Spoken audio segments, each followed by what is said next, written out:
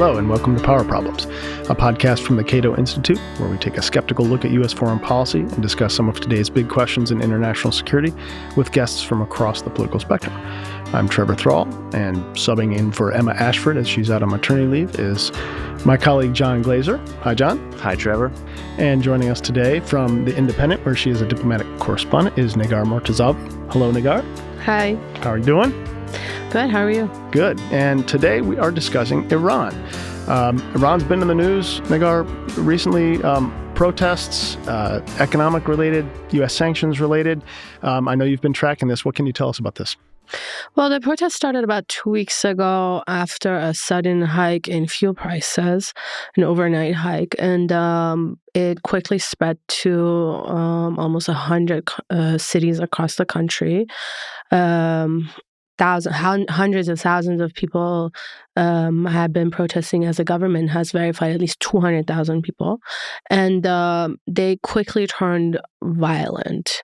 And the violence has been intensified. And now we just had Amnesty International verify that over 200 people have been killed in the protests. Now, the government says there's a lot of vandalism. Security forces have been attacked and some killed by protesters in some areas, especially more in areas where you have a large number of ethnic and religious minorities and those other underlying problems. The violence has been higher, but in general, it's been very deadly and very violent, and it seems like the security forces were really adamant in cracking it down and basically with an iron fist. And it seems like the protests are being wrapped up and the government is trying to quickly move beyond it. What would you say was the spark for the start of the protests?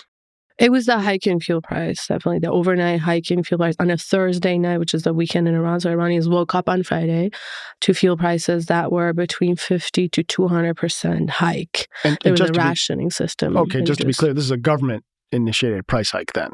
It's definitely a government-initiated price. The government controls the price of fuel in Iran. Now, I have to mention that fuel prices in Iran are heavily subsidized. They have been over the years. So economists, even environmentalists, the IMF have been pressuring the Iranian government to get rid of these subsidies. It's a huge burden on the government. But the way they did it, the timing and the announcement, the way they rolled it out is just completely mismanaged, and it angered people, adding to the economic problems and the crisis that many Iranians of working and middle class are facing. Expand on that bit, because if the fuel prices sparked the protests, it was these underlying economic problems that sort of generated all of this energy. And so describe the result of the sanctions policy that the Trump administration has imposed. Definitely. So these protests are basically, they turn very political, but it's the underlying cause is the economy, and it's not new. These protests have been ongoing since the end of 2017, early 2018. And what people are angry about is the economic situation that they're put in because of a mismanagement and corruption internally in the country by their own leaders. And then the result of U.S. sanctions that basically add to that. U.S. sanctions are not only crippling the Iranian economy, they even they create an ecosystem, a breeding ground for more corruption. And that's basically why the ordinary Iranians are put in a situation where they're angry at their own economic demise, and also the way the country is being ruled by the leader. So it becomes political, but it's also very economic. So it's interesting because you just mentioned a few things, which I think are good pieces of evidence for why sanctions in general don't really work. You know, they target the population as a whole, so it's collective punishment, and the sort of precision of the harm is not on the people that you're actually trying to pressure. And also, you know, it leads to corruption. The IRGC is an organization that is kind of empowered by a harsh sanctions policy because a lot of the market goes into the black market. On the other hand, some people in this town see the protests and see that as evidence that sanctions are working. Describe this problem here? Well, if the purpose of sanctions is to add to the misery of the Iranian people, yes, they're working. They're definitely contributing, one of the main contributing factors to the crisis. But we have to see what the policy or what the goal is of the policy here. Is it to change Iran's behavior in the region? Well, it hasn't changed. In fact, it's probably gotten worse or more adventurous. Is it to change Iran's behavior towards its own people? Well, that hasn't changed. It's gotten much worse. 200 people were just killed by security forces. So what is the policy goal here? If it's just to cripple the economy for the sake of crippling the economy, yes, sanctions have definitely worked. But as far as bringing Iran to the negotiating table, we don't see any sign of that happening. In fact, it's pushed them further. And as far as changing Iran's behavior internally and in their foreign policy, that hasn't happened either. So the thing I was kind of implying was that there's some real hardliners here that see protests as a possible signal of the weakening of the regime. And there are some people who, not all of the people who support maximum pressure, but some who don't really see it as something that will precede getting to the negotiating table again, but rather just something to undermine the Iranian regime. And so they view the protests and the instability as some measure of success. It's a bizarre version of success. And I think it's wrong to expect the Iranian regime to collapse anytime soon. It's very strong in its own country and supports people. But it's a good question, though, just to say, what is your sense of the sort of the strength or fragility of the regime right now? I mean, the protest is not a perfect sign one way or the other, but it's a sort of a sign that people at least are not happy. So, in the instant crackdown, that might be a bit of a signal that they're feeling a little fragile. Well, the protests, as I said, the slogans are very political. The regime is definitely not popular. We have to also think about the different factions of the regime.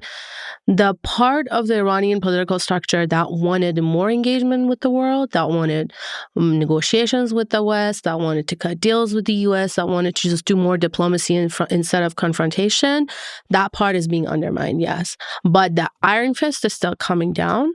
The powerful forces, the IRGC, the security forces, those who control the armed forces, those who control, the black market of sanctions beyond what the Iranian people have control as far as their elected bodies, those parts, I don't see them being weakened. They might not be popular, but they don't need to be popular. They have the power, they have the arms, and they have the iron fist, which we just saw brought down. What about the objective, I think, articulated by Secretary Pompeo, that what's going on in Iran right now and all the consequences of maximum pressure will help them will help this administration sort of pressure the EU to fully kill the JCPOA as opposed to partially. Which right now the status is that the United States backed out of the deal and all the other parties are sort of ostensibly still sort of adhering to it, except for Iran has made these calculated violations. So,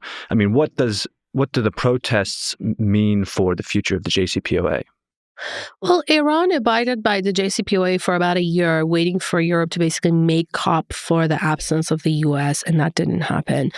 But I think it's really in the interest of Europe, from what we see from European officials and their statements and their positions, it's really in their interest to save the JCPOA. They just didn't think that Iran would be serious in trying to move away from it. And Iran is getting more provocative in, pushing the limits of the deal and saying that they are actually willing to leave it if it comes to that point. So I think Europe has put in a very difficult position. And then with the recent protests, there will be a pressure from a human rights angle that the U.S. is definitely trying to leverage to put on Europeans to, make the argument that there should be more pressure on this regime. But should that pressure be in the form of economic sanctions that hurt the Iranian people, or in the form of trying to unravel or kill what's left of the JCPOA? I don't think the Europeans really would follow that line. We just have to see how the U.S. pressure, how strong it's going to be. Yeah, I find it hard to suss out the logic underneath the maximum pressure thing here. I mean, I think, to me, if it was going to work, it would have worked by this point. And after this point, creating more misery and, economic distress you might say, well, I want Iran to be weaker than its neighbors, or relative to its neighbors, because that will keep them, in a box or something. That hasn't happened so far because they're pretty capable. They're not a sort of a global regional threat or anything to my mind anyway, but okay, weaken them, fine. But the idea that that's going to prevent them from getting nuclear weapons, which was in fact really probably the most important thing that the hawks wanted, you have to make someone even poorer, evidently, than North Korea to prevent them from getting nuclear weapons. And that's not on the table no matter how many sanctions you impose. So what's the point then? Well, where is this just for show? Like, or are they just all deranged, the people like Pompeo and company? I think what President Trump probably himself saw, where this maximum pressure came from, is the policy that President Obama followed. He followed really crippling, harsh sanctions with international support on Iran. But the part that this administration is missing is the carrot. It's this carrot and stick policy that the U.S. put the pressure on the Iranians, but they offered a real tangible way out of that pressure. President Obama really reached out to Iranian leaders, made sure that he would let them continue to have their civilian nuclear program, continue to enrich uranium, not for weapons purposes, but continue to enrich, which is very important to the Iranians. And also, he made it clear that he does not want regime change in Iran, both in rhetoric and also in policy. He made sure that the policy of regime change of the Bush era was discontinued. And that, I think, was the more important component of what brought the Iranians to the table. But I think the Trump administration has just taken the pressure part and left out the other, leg of this table. Yeah, I think one of the major problems with the overall maximum pressure policy is that even within the top level of the administration, there's very little agreement on what the objective is, what the expected consequences will be. I think Trump himself said, yes, let's impose maximum pressure, because what he's really after is for a face-to-face meeting, his stagecraft, posing as statecraft thing that he did with North Korea, and to kind of get a new deal, the substance of which I think he doesn't much care about, but he wants to one-up Obama. On the other hand, the administration don't have that view. Some of them don't think it's a good idea to meet with the Iranian leadership at all. Some of them think that really we shouldn't be after negotiations. You can't trust the Iranian mullahs, that kind of rhetoric. And so what you have is all these mixed signals. And that's another big thing that prevents sanctions from being at all effective, is that you don't signal clearly and consistently what the other side can do to get relief. And so they're not working.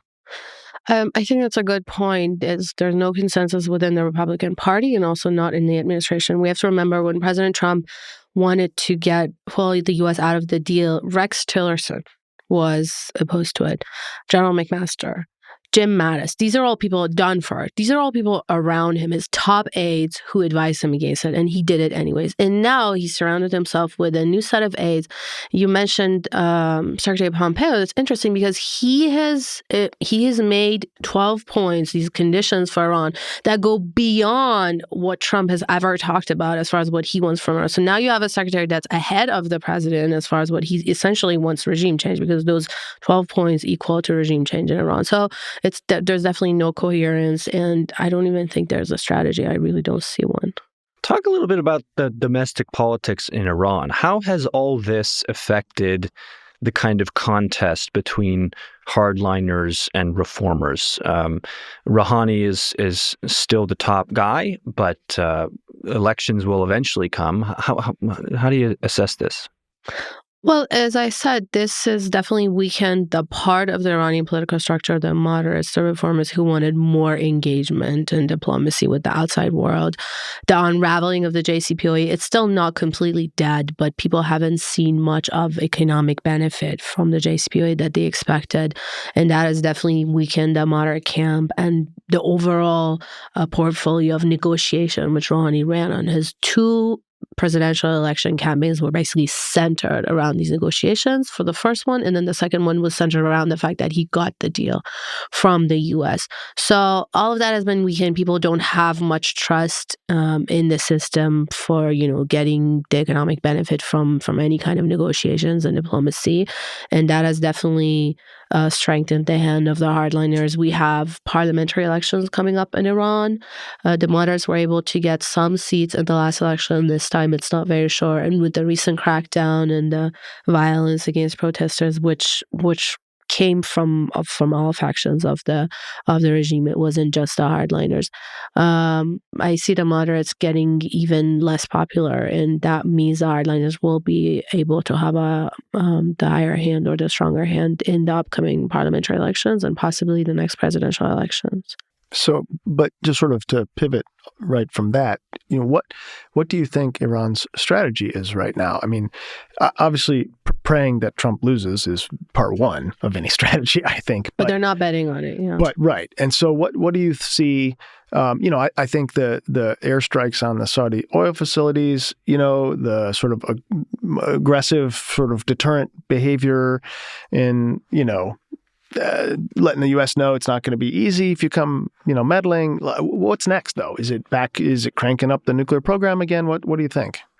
Well, Iran's policy right now is maximum resistance. As I said, I've interviewed Iranian officials, the foreign minister, his deputy, and some other top officials in the government, and that's the line, the unified line among the moderates and the hardliners, that we're going to resist to the maximum in the face of maximum pressure. So more pressure means more resistance. Now, would that mean economic pressure on the population? Yes, it does. It would mean unrest in the country? Yes. They're willing to crack down. They're willing to get violent, bring down the iron fist, but then at the same time, they're not willing to back down in the face of pressure because they don't want to seem weak. And it's basically the opposite of President Trump is trying to portray. He tried this with North Korea and he got a meeting, but the Iranians are making sure that they will not give him, especially that meeting, in the face of this pressure. One of the ironies of all this is that it's after the JCPOA, after the Obama administration's outreach to Iran, it had kind of changed things. The Republican line in the 2016 campaign was pretty consistently, this is a bad deal, we're going to get out of it. But I strongly suspect that if an ordinary Republican, that is to say actual Republican, had won, they would have listened to their advisors. They would have listened to the intelligence community, and they would have said, well, we'll watch it very closely and we'll keep the pressure on, but we'll keep the deal. And so the political situation here in the United States seems to be very much trending in favor of re-engaging with Iran, opening up diplomatic relations, sort of stopping all of this animus that leads nowhere. But Trump is kind of an outlier here, and he just happens to be president. So looking forward, we're approaching 2020. Trump has an uphill battle for re-election, but it seems to be a consensus on the Democratic side. I don't know what you think, or close to a consensus, that maximum pressure is not really the right policy. I think there's a consensus on the Democratic side, and we say President Trump doesn't have a strategy, but it seems like his end goal is also to negotiate with Iran, to engage with Iran. It's just the way he's trying to get there is the wrong way, or he's moving away from it, but that seems to be his stated goal repeatedly. And when you talk about the Republicans, what we also have to remember is before Donald Trump pulled out of the deal, there was this one period where he basically put the decision on Congress, the Republican-led Congress, who had 60 days, a 60-day period to basically unravel the deal. And they didn't. They didn't even put it to vote. And there was a consensus among the Republicans that even though we disagree with this deal and we fought it when it was being made, but we don't want to be responsible for breaking it. So it's just, right now, it's just the president and maybe a few people around him. He doesn't have the support of the party, and he definitely doesn't have the support of the Democrats in, pushing Iran to the brink or this edge of this military conflict. Or the American people, I think. All right. So, I agree with John. I think, American opinion was never very favorable toward the deal before. But I think in like Obamacare. Once it's there, it's hard to get rid of because then, I think people are a little bit sort of status quo biased, if you will. But one question I have on the public opinion front is actually about Iranian public opinion because, it's interesting if you look, over the decades at the rest of the world's opinions about the United States. It goes up and down by president. They tend to really hate Republican presidents around the world, and they tend to like Democrats. Same with Iranians. So, yeah. And so, but this is not a normal Republican president, and I'm not sure it's going to be so easy to bounce back even if Trump does lose. So, these protests were against the Iranian government, but what percentage of that in everyone who's protesting's mind is, and the United States? Like, I'm worried that we're losing even the younger Iranians who are, I think, the most pro-American Iranians there are because they didn't live through the revolution, but I'm worried about losing them. Well, the Iranian society is actually one of the most pro-American in the region because of this animosity between the leaders and the U.S. The population wants to do the exact opposite. It's very different from the Arab street. But as far as you don't hear anti-American slogans on the street. These are working class, mostly impoverished neighborhoods on the outskirts of major cities or smaller towns where there's a lot of economic problems, high unemployment, very young male protesters. So it's you don't see a comprehensive analysis of the situation and reflected in the slogans. It's directly at the regime, at the leaders. But sanctions have played a very significant role in this economic situation that people are in. And what the U.S. is losing the political elite. So when I say the political elite, it's not necessarily the leaders. It's the young people who are active in the political sphere, in political parties, people who get activated during elections, people who can move votes and, participate in campaigns and all of that. And that part is really losing not just in this administration, but in the credibility of the American word. How can you possibly sign a multilateral international deal and then just, boom, completely get out of it? That's something that even the Iranians weren't thinking of doing. Right. Well, and I think the collateral damage from Trump's pulling out of the JCPOA has been that our European allies also have been hurt by this and upset and don't trust the United States. I mean, I don't think they trust Trump farther than they could throw him, at this point. Which is not very far. And so, I mean, I think, you're looking at the Democratic candidates, one of the reasons that they want to undo this, not only the deal itself, but I think maybe even more in some cases is because of the harm to the relationship with NATO allies and so on. So, and because I think, you mentioned before, Negar, that, Europe has tried not to go along with the U.S. on this, but they just couldn't avoid going along. And so I think they've been upset by this. But I mean, the U.S. is still number one. It is. And it's hard when you're put in that position to choose if you want to do trade with the U.S. or with a small country like Iran, of course. And then the pressure of secondary sanctions and all of that on European countries, it's a hard decision. But we have to wait and see. And I just want to add that what I was saying about the Iranian people and U.S. losing credibility, basically what President Trump has done in the past 2-3 years or his administration is basically proving everything the hardliners have been saying about the U.S. for 40 years. Now they're telling them, all right, see, we told you. It's like their dream coming true step by step, pulling out of not just the nuclear deal, all of these international pacts and negotiations, abandoning allies and doing, all of the unusual foreign policy moves that this administration has taken.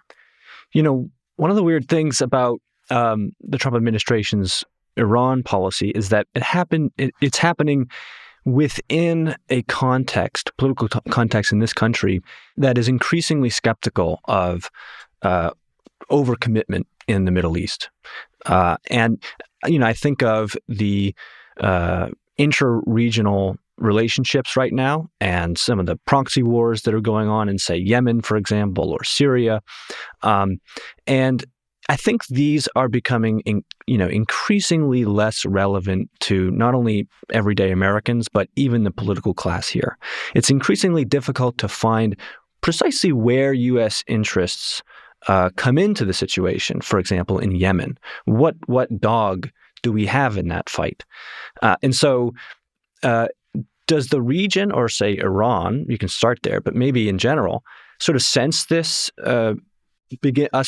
America beginning to step away from the region or become less interested in fighting all their fights? Well, I think the Iranians definitely have the Iranian hardliners, even though they've tried to pull back their forces and their proxies into basically not taking the bait from the U.S. to start a military conflict, but they've pushed the edges and the limits as much as they could. We saw the attacks in the Persian Gulf and on Saudi Arabia, these shipping cargoes, and it seems like they understood, and there's a lot of talk in Iranian media, also the internal political discussions, that the U.S. doesn't want war, this president doesn't want war, and that has, in a way, emboldened them. But then at the same time, it's a dead end, because if you don't want war, and if you're not opening the door for diplomacy, then what? Because the status quo is very dangerous. It's a volatile region, and it's not something that you can just sit on and wait without doing anything. So I think, but basically, this administration either needs an off-ramp or some next administration needs to change things. My sense is that, for example, like the Iran-Saudi rivalry, my sense is that the leadership of both countries is kind of getting tired of it. I read David Ignatius' column in the Washington Post that talked about the players in the region have lost confidence in the United States, and therefore they're taking it upon themselves to engage in diplomacy that they weren't doing when we were a clear sort of side taker. Do you see any of that happening? Is that beginning to kind of roll out? Yeah, so with the United Arab Emirates, it started, and with Iran, they're taking some off-ramp out of this very tense situation. And it seems like there's some talks with the Saudis. The Iranians have been trying to at least publicly reach out or say that they're interested. And I think that's an interesting analysis, because that's what President Obama was essentially trying to do, basically lift his thumb from the scale and saying, you need to figure out how to live together in the neighborhood. And I think that was the correct policy, because U.S. allies in the region, like Saudi Arabia, Israel, the other GCC countries, have been relying on this very, very powerful backer and not really looking for sustainable solutions towards this neighbor who's also very powerful. Iran is a power in the region, and it's not going to go anywhere. It's a large country, big population, very educated, sophisticated, and resourceful. So it's not something a country that you can ignore. And I think right now, in a different way, because President Trump is trying to disengage, and both mentally and also in action from the region, I think some U.S. allies, especially the GCC countries, are basically realizing that maybe they should try to figure it out themselves. And I think that's a good thing, because then you will probably see more sustainable long-term solutions coming out of this. Yeah, I think, unfortunately, the U.S. is not leaving the Middle East. I think that's a fallacy. I think people think Trump is less interested in war than he is, or he's more promptable into war than I think I would wish him to be. But the ironic thing to me is that by backing Saudi and Israel and other GCC countries, we emboldened the hawks there. At the same time, sanctioning Iran emboldened the hawks there. Yeah. Like, wow, we did it Everywhere. all at once. And that has made the region more dangerous. And, I don't know how many months ago it is now that I, actually wrote a blog post about, like, well, what are the odds of war at this point? And I haven't written another one of those in a while, thankfully, because I feel like it's receded a bit, the chances. But I don't think the chances are zero. I mean, as you point out, it's a volatile region. There's a lot going on. And I'm actually still worried that, an accident or a miscalculation on either side at this point. And again, especially because it's not obvious what Iran's next move is here, but maximum resistance, you're going to stumble over that line once in a while. And I'm worried the next time they do, it's going to be something that the U.S. has to respond to. Is Iran actually ready to fight a war against the United States? They definitely are. They've been preparing for this day for 40 years. The hardliners, as I told you, have been warning everyone, the moderates, the whole country, that the U.S. wants to come after us, and this is the day. Now, what I said was, I don't disagree with you, but they have been trying to hold their lines and their proxies into not being the starter of the war. They definitely don't want to start a war with the United States or be seen as the one who started one. But are they ready to fight it? Definitely. They've been, prepared, and part of the nuclear program and the missile program and all of these proxies across the region, all of that is basically their preparation for this day. So they've been ready, they're more than ready, and, maybe they won't be able to win against the U.S. military, but they'll be able to make hell, not just in Iran, but in the whole region. Absolutely. It'll be an ugly, messy fight. Worse than Iraq. Oh, for sure. By orders of magnitude. Yeah. This is a much more unified country. Yeah. Much bigger, more populated. Yep. Yeah. All right. So just to wrap this up, put on your forecasting hat and tell me how this goes over the next couple of years. What's Iran's next big move? How does the U.S. respond to it? Vice versa? Like, how do you see this? Happy ending? Not so happy? Where are we headed? Well, the Iranian people are living in misery, so it's very hard to say anything happy right now. But I think what the regime is doing, the state, is to basically continue this maximum pressure, try to be more sustainable economically and find ways around sanctions more towards East Asia, Russia, which is, again, bad news for those who wanted more trade and engagement with the West in the country. But then also wait and see if President Trump is not reelected or if he's removed from office or anything. That definitely changes the calculation very much. But Iranians are not betting on that. We've heard from the Supreme Leader himself and also from the president and foreign policy officials that they should be prepared for another 6 years of this maximum pressure. And that's the long-term economic decision-making that you see with the hike in fuel prices. Basically, the government trying to get rid of the subsidies that they spend on fuel to try to save some more money for the hard road ahead. So I think they are trying to basically keep the status quo as far as resistance, but also find ways out of this economically and also put more pressure on Europe politically to try to save the deal without the U.S., which Europe hasn't been very successful in doing and promising, but Iranians are upping the pressure and they're hoping to get some results out of that. All right, we're going to write that down and hold you to it in a couple of years. Thanks, Negar, so much for joining us today. Thanks for having me. Thanks to everyone for listening, and thanks to our producers, Luis Almeida Abrigo and Cecil Sherman. And if you want to continue the conversation, our Twitter handle is @PowerProblems. And if you like this episode, please don't forget to give us a good review on iTunes or wherever you get your podcasts.